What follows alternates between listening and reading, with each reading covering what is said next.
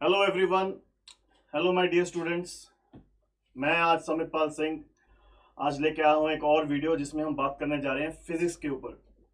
And we are going to study के NDA में physics के कौन कौन से टॉपिक्स आते हैं और उनको डिटेल में स्टडी करेंगे और हम प्रीवियस ईयर के क्वेश्चंस भी करेंगे जो पेपरों में आ चुके हैं। इन जनरल एनडीए में अगर मैं बात करूँ approximately 24 to 25 questions are there every year, I mean every paper. और हर क्वेश्चन होता है 4 नंबर का, तो आप मल्टीप्लाई करके अप्रोक्सीमेट स्कोर निकाल सकते हो कि अराउंड 100 मार्क्स की फिजिक्स आती है जीएटी के पेपर में। फिजिक्स का सिलेबस इवनली डिस्ट्रीब्यूटेड है। इनफैक्ट जो अभी 2023 का अभी अप्रैल का एनडी हुआ था उसमें लेवल जो उन्होंने टच कर दिया था वो 11th और 12th का लेवल भी टच कर दिया था फिजिक्स में। तो ये वो क्वेश्चंस हैं, अगर आप समझ के जाओगे, अगर इनको पढ़ के जाओगे, इन कंसेप्ट्स को अंडरस्टैंडिंग के साथ जाओगे तो वहां पे स्कोर करना आपके लिए बहुत ईजी होगा। तो आओ शुरू करते हैं आज एक नया जर्नी जिसमें हम बात करेंगे फिजिक्स के ऊपर। तो फिजिक्स में अगर मैं बात करूं, मेजरमेंट का एक इंपॉर्टेंट टॉपिक है जो एनडीए में बार बार पूछा जाता है। मेजरमेंट तो हम किसी भी चीज की कर सकते हैं, velocity, acceleration, force, but in particular questions have been coming in the previous years from the measurement of mass, length and time. और आपको याद होगा कि ये मास, लेंथ एंड टाइम हमारे फंडामेंटल क्वांटिटीज हैं, तो फंडामेंटल क्वांटिटीज को मेजर करने का तरीका भी हमको पता होना चाहिए। तो आइए शुरू करते हैं मेजरमेंट ऑफ मास से। So as you can see on the screen, अगर मैं मेजरमेंट ऑफ मास की बात करूं तो हमारे पास बहुत तरह के मासेज हैं, large mass, medium scale mass and small masses. Right now, what I am talking about is I am talking about measurement of large masses. Now, large masses means the mass of the planets, our moon. तो बहुत बड़े बड़े मास की बात हो रही है। अर्थ का मास अगर निकालना है तो उनको ऐसे कोई तकड़ी पे तो हम तोल नहीं सकते। So what we do is we use the laws of physics and then that is given by Newton's gravitational law. If you can see, अगर दो मास हम रख दें m1 एंड m2 तो एक दूसरे को अट्रैक्ट करते हैं, and the law of gravitational force is that f1 is equal to f2। दोनों एक दूसरे को सेम फोर्स के साथ अट्रैक्ट करेंगे, ऑपोजिट डायरेक्शन में अट्रैक्ट करेंगे, and that law is given by g m1 m2 by r square. m1 हो जाएगा एक mass, m2 is the second mass, r square means r is the distance between these two masses. R is the distance between these two masses, distance measured from center to center, and capital G is the universal gravitational constant. Its value is given by 6.674 into 10 raised to power minus 11, and if you see the units, Newton meter square per kg square. Units निकालने भी आने चाहिए, थोड़ा सा मैं उसके बारे में भी बता दूं। If you have a look here, force के यूनिट क्या हो जाएंगे, न्यूटन्स। जी के अगर मेरे को यूनिट निकालने हैं तो ये रहे न्यूटन, आर स्क्वायर नीचे से जाएगा इधर तो न्यूटन मीटर स्क्वायर, क्योंकि आर के यूनिट होंगे मीटर में। ऐसा यूनिट्स में मास होता है केजी में, तो केजी इंटू केजी हो जाएगा केजी स्क्वायर। तो ये हमारे पास यूनिट्स निकल आएंगे। और जब ये सारी वैल्यूज डाली गई और रेडियस ऑफ दी, अगर हम अर्थ की बात करें तो हमें पता है 6400 किलोमीटर होता है, तो मास ऑफ द अर्थ भी अप्रोक्सीमेटली निकाला जा चुका है। It is approximately of the value of 5.98 into 10 raise to power 24 kgs. मैं स्टूडेंट्स को बता दूं, ये वैल्यूज प्लीज याद रखिए क्योंकि इनके ऊपर डायरेक्ट क्वेश्चंस आ चुके हैं एनडी में। सो व्हाट वी अंडरस्टूड, अभी के जो लार्ज स्केल मास हैं वो जनरली मेजर होंगे आपके ग्रेविटेशनल लॉ से, and capital G is the universal gravitational constant जिसकी वैल्यू हमको पता होनी चाहिए। Now if I go to the some medium scale masses, medium scale masses like if I say few kgs या few thousand kgs even I can say, measuring the mass of car, truck, or maybe simply measuring the mass of your vegetables जो आप purchase करते हो। So what we have is we have some standards. So as you can see I have written, it is done by comparing the unknown mass with the known standards of mass। एक known standard of mass होगा which is kept for the international reference। internationally हमारे पास standards हैं mass के, तो 1 kg is defined. Detail में जाने की जरूरत नहीं है कि 1 kg की डेफिनेशन क्या है, बिकॉज जो क्वेश्चन पूछते हैं वो स्टैंडर्ड्स के ऊपर ही आते हैं। इंटरनेशनल स्टैंडर्ड्स हैं, फिर नेशनल स्टैंडर्ड्स हैं, तो पूरी दुनिया में 1 kg का एक ही स्टैंडर्ड है। फिर कंट्रीज फॉलो करते हैं उसको, वो उनके नेशनल स्टैंडर्ड्स हो जाते हैं, फिर स्टेट्स फॉलो करती हैं, एंड फिर हमारे पास आता है वो 1 किलो का यू कैन से मास, जिससे हम स्टैंडर्ड कंपेयर करके हम वेजिटेबल्स लेते हैं, हम बहुत सारी चीजें खरीदते हैं। So medium scale masses are measured using the standards, याद रखिएगा। Now if I go to the very small masses, see, measuring the mass is a concept कि measure करना कैसे। क्या है, सॉरी मेजर करना क्या है। But then there are different ranges. बहुत बड़े मास को हमने ग्रेविटेशन के लॉ से कर लिया, मीडियम मास को हमने स्टैंडर्ड से कर लिया, बट अगर मैं बहुत छोटे मासेस की बात करूं, आई एम टॉकिंग अबाउट सब atomic particles, it could be proton, neutron, electron and so. तो उसके लिए हमारे पास एक नया यूनिट डिफाइन किया गया है, that is atomic mass unit. Atomic mass unit, जिसको सिंपली यू भी बोल देते हैं या एएमयू भी बोल देते हैं। Now, what is the definition of 1 AMU? 1 AMU is the one unified atomic mass unit, is the 1/12th of the mass of the C12 atom, C12 isotope, carbon का isotope C12. And then when it was calculated, it came out to be, please remember the data, मैं आपको बार बार बोल रहा हूँ, 1 U या 1 AMU is 1.66 approximately into 10 raised to power minus 27 kgs. इससे compare करके फिर न्यूट्रॉन, प्रोटॉन और इलेक्ट्रॉन के मास बनाए गए, जो हमें याद रखने हैं। मैं बार बार बता दूं, I am talking with respect to the questions जो पेपरों में आ चुके हैं या आएंगे। तो अगर मैं न्यूट्रॉन की बात करूं, न्यूट्रॉन इज अप्रोक्सीमेटली 1.00866 U। जब वैल्यू डालोगे, its value comes out to be 1.674 into 10 raised to power minus 27 kgs। Let me reiterate something here। मैंने अप्रोक्सीमेट डाटा लिया है, क्योंकि कैलकुलेशन जब करते हैं तो काफी ज्यादा सिग्निफिकेंट फिगर्स में डाटा जाता है, बट याद रखने के लिए मैं आपको अप्रोक्सीमेट इंफॉर्मेशन दे रहा हूं। Proton is approximately 1.00727 U। It comes out to be 1.672 into 10 raised to power minus 27 kgs। Now, if you compare the mass of the neutron and proton, they are almost similar, but exactly neutron proton से थोड़ा सा heavy होता है, but approximately ये equal ही हैं। but अगर exact mass की बात करोगे तो न्यूट्रॉन में थोड़ा सा मास ज्यादा है प्रोटॉन से। अगर मैं इलेक्ट्रॉन की बात करूं, mass of the electron in terms of you, atomic mass unit is 0.00055 U। Electron का mass is 9.1 into 10 raised to power minus 31 kgs। बहुत हल्का मास है इलेक्ट्रॉन का, सबसे हल्का है। तो ऑर्डर हो गया, heaviest is neutron, then proton, then electron. In fact neutron and proton are almost identical in the mass, उनका मास आइडेंटिकल ही है, थोड़ा सा फर्क है, फ्यू डेसिमल्स का। तो ये हो गया measurement of mass, large masses, medium masses and very small masses, सब एटॉमिक पार्टिकल्स। तो जैसा कि मैंने लेक्चर के शुरू में बताया था कैडेट्स, स्टूडेंट्स, हाँ मेजरमेंट ऑफ मास देखेंगे आज हम, एंड फिर हम बात करेंगे मेजरमेंट ऑफ लेंथ की और फिर मेजरमेंट ऑफ टाइम की। तो अगर मैं मेजरमेंट ऑफ लेंथ की बात करूं तो फिर वही बात आ जाएगी, either we have to measure long distances, then medium to small distances and then very small distances. So let me start with the measurement of large distances. Now here is the slide in front of you. When we are going to measure the long distances, फिर से बात होगी planets की, मतलब यहां से मुझे अर्थ से देखना है कि मून कितनी दूर है और कोई और प्लेनेट कितनी दूर है। Then we use the method of parallax, याद रखिएगा। तो parallax में क्या करते हैं, as you can see in the diagram, this is our human eye। हमें जिसका डिस्टेंस निकालना है अर्थ से, हम एक एंड देखेंगे ये वाला और एक दूसरा एंड देखेंगे, मतलब हम टेलीस्कोप से देखेंगे, just like this, will see like telescope. First हम ये वाला एंड देखेंगे उसका, फिर दूसरे वाला एंड देखेंगे। जब आप टेलीस्कोप की मूवमेंट करोगे दोनों एंड्स देखने के लिए, तो आपको एक एंगल कवर करना पड़ेगा, दैट एंगल इज अल्फा। ये हो जाएगा angular size of the planet जिसका आप साइज देखना चाहते हैं या जिसका आप डिस्टेंस निकालना चाहते हैं। Distance from the point of, you can सी, जहां से आप देख रहे हो उसको बोल दिया हमने स्मॉल डी, और ये रहा उसका डायामीटर ऑफ द मून ले लो जिसको आप देखना चाह रहे हो। तो मेरे पास एक बड़ा प्यारा सा फॉर्मूला है, क्लास 9th में भी हम पढ़ते हैं। According to that formula, angular size हो गया alpha, sorry for that, just a second, हाँ जी। तो एंगुलर साइज क्या हो गया, अल्फा। इसको आप एंगल मान लो, तो एंगल हो गया थीटा, थीटा होता है L/R। तो अगर मैं इसको, इसका एक लेंथ मान लूं, ये हो जाएगा capital D, that will be the diameter of the moon, diameter of the moon, and it will be given by, divided by the distance from I to the that, and that is small d. So I can easily calculate small d. Small d will be equal to capital D divided by alpha, and alpha will be our you can say angular size. Alpha क्या था हमारा, शाबाश बच्चों, alpha क्या था हमारा, angular size, और ये क्या हो गया हमारा, this is D, this is D.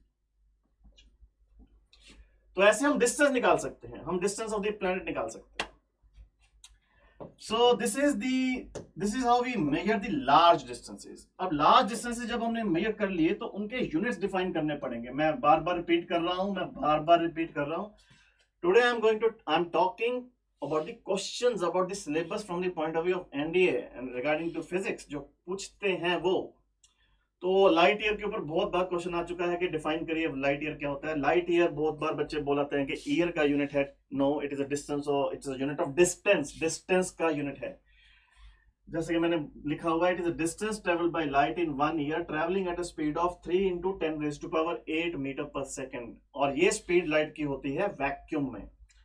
So 1 light year is approximately equal to, मैंने यहाँ पे लिखा हुआ है, मैं आपके एडवांटेज के लिए दोबारा लिख देता हूँ, it is approximately 9.46 into 10⁻15 meters।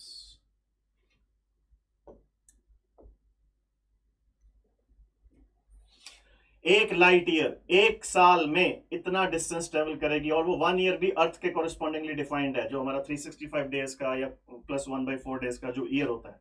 So this is the distance travel by light in 1 year. Please do remember it, lot of time questions have been asked from this. Okay, let's go to the next one. Then there is another unit that has been defined for measuring large distances, that is astronomical unit, जिसको AU भी बोलते हैं। इधर देखिए, astronomical unit, ये है average distance between the sun and the earth, and please remember its value. देखो याद रखने के लिए बड़ा इजी है, मैं एक थोड़ा डायग्राम बना देता हूं। अगर हम बात करें, अगर हम ले लें, दिस इज अर्थ, और we know earth is orbiting the sun, तो नीचे वाला हमारा सन हो गया, this is sun, so this is S. So what is the distance between the Earth and Sun? अगर अर्थ घूमेगी गोल गोल इसके अराउंड, अगर अर्थ गोल गोल घूमेगी अपने ऑर्बिट में, that distance is given by 1 astronomical unit. It's the distance between Sun and Earth, and then that means 1 astronomical unit is equal to, हमने data भी याद करवाते हैं, 149, you can note it down, 149.6 million kilometre, 149.6 million kilometre, और 1 million में होते हैं 10⁻6, multiplying factor होता है 10⁻6 का। तो याद रखने के लिए डाटा बड़ा इजी है कि अर्थ और सन का एवरेज डिस्टेंस कितना है, 150 million kilometre, because it is very near to 150। That is 1 AU, 1 astronomical unit. तो आई होप आप याद रखोगे। मैं बोल रहा हूं, बार बार बोल रहा हूं, बेटा ये डाटा लिखते रहिए क्योंकि ये पूछे जा चुके हैं। Now if I go to the next unit, मैं बात कर रहा हूं लार्ज डिस्टेंसेस के यूनिट्स की। The other unit is parsec. Parsec, 1 parsec, it's in front of you. 1 parsec is approximately equal to 3.26 light year. याद रखिएगा, 1 parsec is equal to 3.26 light years. Light year की वैल्यू हमें पता है, तो parsec की वैल्यू हम निकाल लेंगे। पर पार्सेक अब है क्या, सुनो। Imagine this is our sun. This is, I have written S here. बनाया था ना अभी यहाँ पे, this is sun, this is sun, और ये रही हमारी अर्थ। सन और अर्थ के बीच का डिस्टेंस हमने कितना निकाला था अभी, 1 एस्ट्रोनॉमिकल यूनिट। अब अगर 1 एस्ट्रोनॉमिकल यूनिट से ये मैं एक ट्राइंगल बनाऊं, स्पेस में बहुत दूर ले जाऊं, और एक एंगल वहां पे सबटेंड हो पॉइंट डी पे जाके, पॉइंट डी, एक नया पॉइंट डी मिलेगा, कितने का एंगल बने वहां पे, 1 सेकेंड का, 1 सेकेंड का एक एंगल बने, 1 सेकेंड का, 1 सेकेंड का एक एंगल बने, तो वहां ये जो फिर डिस्टेंस आएगा, दैट विल बी 1 parsec, मतलब यहां से लेके यहां तक, दैट इज 1 parsec। देखो नाम में बता रहा है वो, it is parsec, PARSEC, second, 1 angle, 1 second angle, 1 second angle. 1 degree में होते हैं 60 मिनट्स, 60 मिनट्स में होते हैं 1 मिनट में होते हैं फिर 60 सेकंड्स। अगर मैं एंगल की बात करूं, कन्वर्ट करके डिस्टेंस निकाला जा सकता है, no need for conversion. Parsec को बस समझना था कि था क्या। That is 1 parsec.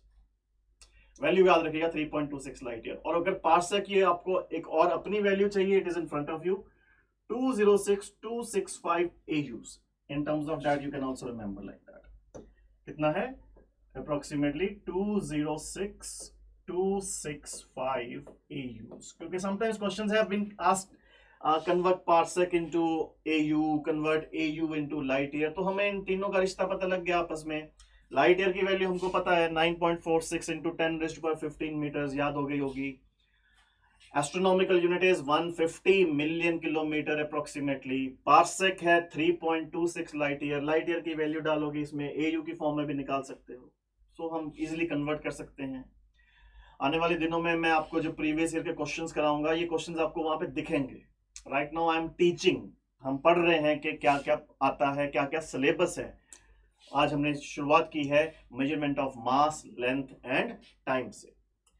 So right now we are doing the measurement of length, measurement of long distances। उसमें हमने फिर long distance में हमने ये देखा कि यूनिट्स क्या हैं। आओ अब चलते हैं measurement of medium to small distances के ऊपर। तो जब small distance की बात होगी, जब medium to small distance की बात होगी, बेटा हमको बात करनी पड़ेगी स्केल लेवल की, जो हम स्टेशनरी की दुकान से लेते हैं ना स्केल। तो स्केल में जब आप मार्किंग देखते हो 15 सेंटीमीटर का स्केल है। अगर उसकी मार्किंग देखोगे, मैं नॉर्मल स्केल की बात करूंगा, बड़े स्केल की नहीं, नॉर्मल 15 सेंटीमीटर वाला scale. In 1 centimetre there are 10 millimetres. तो मतलब 1 सेंटीमीटर 10 मिलीमीटर से बना हुआ है ना। तो अगर मैं तुमको बोलूं कि उस स्केल का लीस्ट काउंट क्या है, लीस्ट काउंट होता है, मैंने यहां पे डिफाइन भी किया हुआ है, देखो। It is done with the help of other devices and here the least count is important. मतलब नॉर्मल स्केल की अगर मैं लीस्ट काउंट की बात करूंगा, वो है 1 mm। मतलब 1 mm की रीडिंग मैं एक्यूरेटली मेजर कर सकता हूं, फिर मैं 2 mm की मेजर कर सकता हूं, फिर मैं 3 mm की मेजर कर सकता हूं। सबसे छोटी रीडिंग लीस्ट काउंट, सबसे छोटी रीडिंग लीस्ट काउंट, समझ गए होगे। तो हम उसमें से तो 1 mm की रीडिंग ही निकाल सकते हैं, बट अगर मुझे उससे भी छोटी रीडिंग निकालनी है, 0.1 mm की निकालनी है, तो मैं नॉर्मल स्केल यूज नहीं कर सकता। फिर मुझे यूज करने पड़ेंगे हमारे कुछ एक डिवाइसेस होते हैं। आज मैं एक डिवाइस डिस्कस करने जा रहा हूं which is important, that is vernier caliper. Now here it is in front of you, this is the vernier caliper scale. Okay, now construction नहीं पूछते, वो बस आपसे मेनली लीस्ट काउंट के ऊपर क्वेश्चन आ चुके हैं कि क्या होता है लीस्ट काउंट, वो आपको समझ में आ गया होगा। एक बार उसकी एप्लीकेशन जरूर आई थी सिलेबस में, पेपर में, तो हम आज बात कर लेते हैं उसके ऊपर। ये जो आप देख रहे हो 0 से लेकर 10 तक का, ये हमारा नॉर्मल स्केल है। 15 मैंने दूसरा स्केल बोला था, ये वर्नियर स्केल है, वर्नियर कैलिपर है, इसमें डिफरेंट उसकी ड्राइंग है। तो ये 0 से लेकर 10 का इसका स्केल हो गया, that is 10 centimetres. So 5 to 6, 6 to 7, then that is 1 centimetre, 1 centimetre, 1 centimetre. और इसके ऊपर ये लगा हुआ है वर्नियर स्केल। वर्नियर स्केल के भी 10 डिविजन्स हैं। वर्नियर स्केल एक अपनी मार्किंग है उसकी, ये रही 1 2 3 4 5 6 7 8 9 10, इसके 10 डिविजन्स हैं। तो जब मैं ये टीथ इसके बंद कर दूंगा, ये जो 10 वर्नियर स्केल डिविजन्स हैं, 10 vernier scale divisions, they will coincide with the 9 main scale divisions. This is main scale, this is main scale, ये वाला। एंड ये जो आप इधर देख रहे हो, इसको मूव कर सकते हैं इसके स्केल के ऊपर। This is our vernier scale. क्या बोलते हैं इसको कैडेट्स? Vernier scale. तो logic is quite simple. 10 vernier scale divisions are equal to 9 main scale divisions. मतलब जब हम इसको बंद कर देंगे, 10 vernier scale division 9 main scale division के साथ कोइंसाइड कर जाएंगे। और यहां से फिर शुरुआत होगी इंस्ट्रूमेंट इस वर्नियर कैलिपर का लीस्ट काउंट निकालने की। ना least count by definition is, let me right it here, उसको वर्नियर काउंट भी बोल देते हैं और उसको लीस्ट काउंट भी बोल देते हैं। And by definition it is 1 main scale division minus 1 vernier scale division. That is a simple technique. और अगर मैं अब कैलकुलेशन की बात करूंगा, यहाँ पे मैंने थोड़ा सा दिखाया हुआ है कि ये वर्नियर स्केल निकालते कैसे हैं। It is in front of you. हमने क्या बोला था? 10 vernier scale division is equal to 9 main scale divisions. तो 10 यहां से नीचे आ गया। मैं 1 वर्नियर स्केल डिवीजन निकाल रहा हूं, इसका एक डिवीजन निकाल रहे हैं, तो ये बनेगा 9/10 MSD। और एक MSD जो नॉर्मल स्केल है हमारा उसमें कितना था 1 mm, तो जब मैं 1 mm डालूंगा तो आंसर आएगा 0.9 mm। ये आ गया 1 vernier scale division. Least count अभी समझाया था जिसको हम वर्नियर काउंट भी बोलते हैं VC। सबसे छोटी रीडिंग जो ये मेजर कर सकेगा that will be definition 1 MSD minus 1 VSD। एक मेन स्केल डिवीजन था 1 mm का, 1 वर्नियर स्केल हो गया 0.9 mm का, दोनों का डिफरेंस लेंगे तो आ जाएगा 0.1 mm या 0.01 सेंटीमीटर, क्योंकि 1 मिलीमीटर को अगर सेंटीमीटर में कन्वर्ट करना है तो 10 से डिवाइड करना पड़ेगा। तो वर्नियर स्केल से हम 0.1 mm तक का रीडिंग निकाल सकते हैं। यहां तक ही है वैसे एनडीए में तो, बट मैं एक रीडिंग आपको लेके दिखा देता हूं क्योंकि सीबीएसई अगर आप पढ़ रहे हो तो उसमें भी आपको काफी हेल्प होगी। सो आई होप वर्नियर काउंट या लीस्ट काउंट निकालना आ गया आपको इंस्ट्रूमेंट का। अब अगर मैं आपको एक एग्जांपल के लिए एक रीडिंग दिखा दूं कि आप बच्चों इसकी रीडिंग निकालते हैं, आपको एक एग्जांपल दिखा रहे हैं यहाँ पे सामने। I am showing you one example here. ऊपर वाला है मेन स्केल, ऊपर वाला हो गया मेन स्केल, इसमें टाइम लगेगा थोड़ा because this is something new. नीचे वाला हो गया वर्नियर स्केल, M और V से मार्क्ड है। यहाँ पे अगर आप देखें तो 1 मेन स्केल के बाद शुरू हो रहा है वर्नियर स्केल, तो रीडिंग कैसे लेंगे 1 प्लस, मैं यहाँ पे आपको लिख के बता दूं, अगर मुझे एक नई रीडिंग लेनी है तो रीडिंग आएगी 1 प्लस। Why 1 plus? क्योंकि मेन स्केल 1 के बाद जा रहे हो, यहां से शुरुआत 1 के बाद हो रही है, प्लस। फिर हम देखते हैं कौन सी डिवीजन वर्नियर स्केल की मेन स्केल के साथ मैच कर रही है एग्जैक्टली। जब आप प्रैक्टिकली रीडिंग देखोगे तो वहां पे दिखेगा आपको कि कौन सी वर्नियर स्केल की रीडिंग पहली वाली मेन स्केल के साथ मैच कर रही है। जब मैंने देखना शुरू किया ये थोड़ा आगे है, आगे आ गया, बट ये 5th डिवीजन बिल्कुल मैच कर रहा है, ये वाला, दिस वन। तो यहां पे डाला वो डिवीजन जो मैच करेगा 5 इनटू वर्नियर काउंट या least count of the instrument. कितना निकाला था हमने 0.01 सेंटीमीटर, बिकॉज मेन स्केल किस में था सेंटीमीटर में, तो जब हम रीडिंग लेंगे तो कितना आ गया 1.05 सेंटीमीटर। तो ऐसे रीडिंग निकालते हैं वर्नियर स्केल से। हम ये 0.05 सेंटीमीटर नॉर्मल स्केल से मेजर नहीं कर सकते, तो हम इससे मेजरमेंट की एक्यूरेसी बढ़ जाती है। ऐसे एक और डिवाइस होता है हमारा स्क्रू गॉज, जिसको हम माइक्रोमीटर भी बोलते हैं या सफेरोमीटर भी बोलते हैं। That things you will learn in the practical lab, जब आप स्कूल जाओगे वहां पे टीचर्स आपको समझाएंगे। बट मैंने अभी डिस्कशन इसलिए किया क्योंकि लीस्ट काउंट के ऊपर 1-2 बार पिछले कुछ सालों में क्वेश्चंस आ चुके हैं। बेटा 4 नंबर का एक क्वेश्चन होता है, एक क्वेश्चन हमारे लिए बहुत इंपॉर्टेंट है, हम नहीं छोड़ सकते। जरा सोचो 4 नंबर जब आप हासिल करोगे आपका रैंक कितना शूट करेगा ऊपर की तरफ। और ये फिजिक्स है, सबको नहीं आती फिजिक्स, सबको नहीं आती, ठीक है जी। तो हमने डिस्टेंस भी देख लिया, लार्ज डिस्टेंस भी देख लिया, हमने स्मॉल स्केल डिस्टेंस भी देख ली, और हमने बहुत छोटे डिस्टेंसेस देखने हैं। अभी बहुत छोटे डिस्टेंस की जब मैं अगर बात करूंगा तो हम फिर वो चले जाते हैं नैनोमीटर में, आंगस्ट्रॉम में। Just a second, let me clear this. हाँ जी, तो अगर बहुत छोटे डिस्टेंस की बात करें तो हम चले जाएंगे, वो आपको याद होगा हमारे जो यूनिट्स होते थे 1 आंगस्ट्रॉम। अब हम एटॉमिक साइज पे जा रहे हैं, तो 1 angstrom is equal to 10⁻⁻10 metres. Remember few information, important information है। 1 nanometre is equal to 10⁻⁻9 meters. Now these measurements are done by using sophisticated technology. हम सिंपल मॉलिक्यूल को हाथ में उठा के मेजर नहीं कर सकते, हमें spectrometer and some other devices का हमें या बोहर्स की थ्योरी यूज करनी पड़ती है, जो हम 12th क्लास में आगे जाके पढ़ते हैं। बोहर्स रेडियस आता है उसमें, और ये कुछ स्टैंडर्ड वैल्यूज हैं। ऐसे ही आप देख लीजिए 1 माइक्रोमीटर क्या होता है, 1 micrometer is 10⁻⁻6 meters. So large distances, medium to small distances, very small distances are in front of you. So this is how we have measured length. हमने length का measurement किया है, mass हो गया, length हो गया, टाइम मेजर करने के लिए पूरी दुनिया को कैसे पता लगेगा बच्चों? जरा सोचो कि 1 सेकंड क्या है। जब हम 1 सेकंड की बात करते हैं, when we talk about 1 second की जब हम बात करते हैं, हमारे जैसे मैंने घड़ी पहनी हुई है, हम घड़ी को कैसे पता कि 1 सेकंड में इतना ही हिलना है। सो यहाँ पे फिर से स्टैंडर्ड आता है, जैसे हमने शुरू में बोला था ना, एक स्टैंडर्ड है मास का 1 kg का, तो इसका भी स्टैंडर्ड है 1 सेकंड का स्टैंडर्ड है। एक सीजियम एटॉमिक क्लॉक, याद रख लीजिए, सीजियम, ये लिखा हुआ मैंने, it's a caesium atomic clock. ये पेपर में आया था एक बार क्वेश्चन।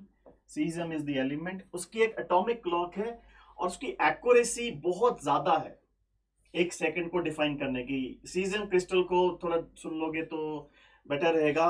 उसको वाइब्रेट करवाया जाता है, हालांकि हमको टेक्निकल डिटेल्स में ज्यादा नहीं जाना। फिर वो एक फ्रीक्वेंसी पे वाइब्रेट करता है, वो फ्रीक्वेंसी पे जब पाई गई तो वो ये नंबर हमारे सामने रखा हुआ है।